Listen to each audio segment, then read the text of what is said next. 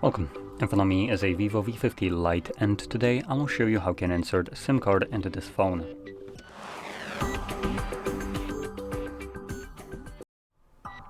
So to get started, you will need to grab a SIM eject tool similar to this one, which will come provided with the device in the box, but if you can't find it, you could use a paper clip, straighten out one of the ends, and it should work just as well.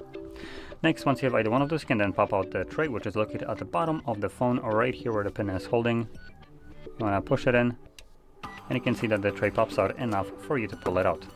Now on the tray you have space for 2 SIM cards and no SD card spot. Place your card on the tray. Now the top one is just kind of going to fall out if you flip it upside down, while the bottom one has a retention bracket, so make sure you clip it in all the way. The card should be lying flush on the tray. And then carefully insert it back into your device. And the card, as you can see, starts working right away.